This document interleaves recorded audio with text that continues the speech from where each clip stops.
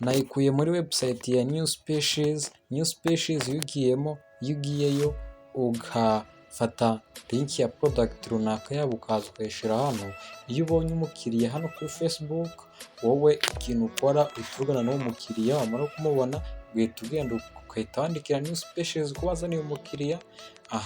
Y'amafaranga ari bwishyure iyi telefone, ngewe ndabonaho 10%. urumva ko ni amafaranga menshi cyane. Niyo ndi urugero ko iyi telefone ngiye bambwiye nyigurisha 150, ubwo ngiye nimbona 10%, ngiye ndaba ninjije ibihumbi birenga 10 bya buri munsi. Ibaze nubona abakiriya barenze 5 ku munsi, ibaze amafaranga uzaba ufite.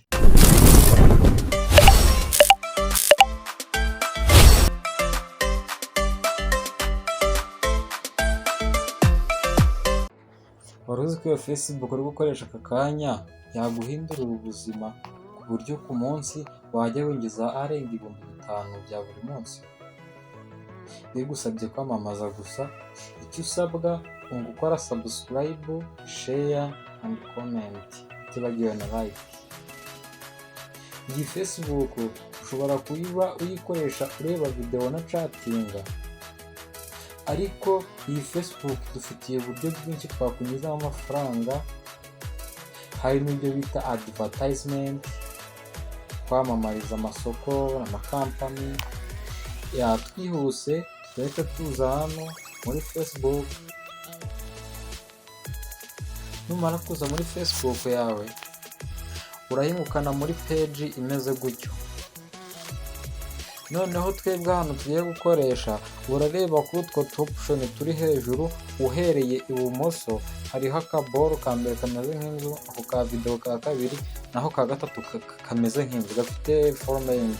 Nugakandaho urahimukana kuri ahantu handitse marketplace. Marketplace ahantu haba hari ibicuruzwa biri kugurisha bitandukanye, harimo amajezi, amatelefone, inkweto, ibintu bitandukanye byinshi cyane.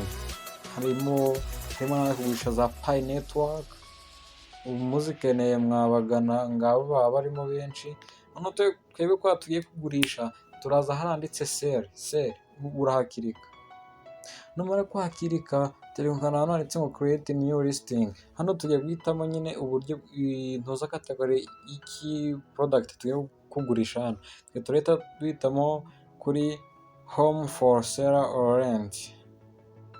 Numara kuhakirika, urategereza gake bitewe na internet uraba uri gukoresha. Noneho turabona kuri dashboard imeze gutya. Aha hambere handitse add photos. Naho ushira ifoto y'igicuruzwa kiri kugurishwa nk'uko urebye biriya bitambutse uko bimeze. Twebwe twihuse tuhita tuza dukande kuri add photo. Numara gukanda kuri add photo, kubera ngewe nahisemo product ngiye kugurisha ubu ni ya telefone ya Samsung. Uhuza ayikikaho.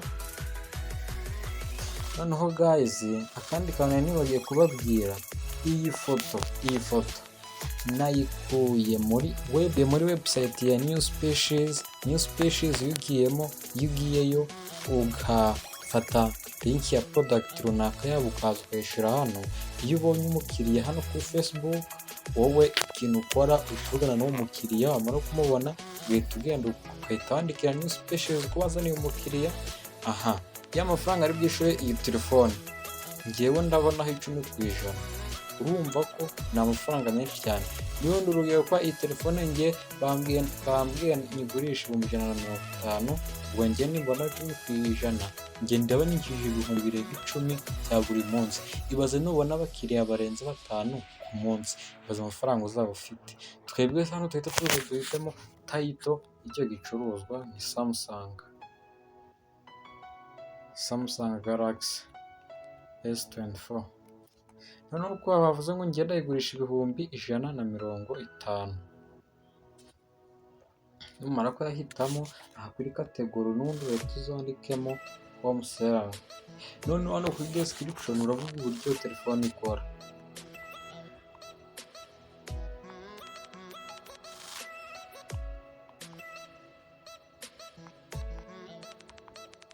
Numara kubyandikamo hano urahita uza utagingemo kampani runaka wari ugiye kwamamariza, njyewe ngiye kwandikamo new species.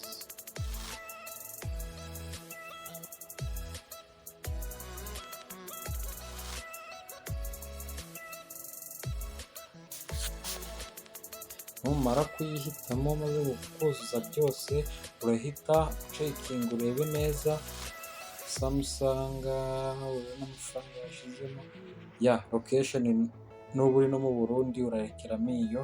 Numara kubihitamo uhita ukanda next. Numara guhitamo next, hano urahitamo wenda nka gurupe ukeneye kubisharingamo, uraza wirebera nka gurupe nyine ziba zirimo abantu utapfa gusharinga, uhita ukora publish. Numara gukora publish gutya, urahita utegereza gato kuko Facebook ijya ibanza yakigera, ijya ibanza ya reviewing ikareba nimba cyujuje ubuziranenge. Urabona twebwe gusa tuzana muri no dashboard, urabona umuntu uri bukwandikira akeneye telefone arahita azana hano muri inbox, nawe ujya usanga za message.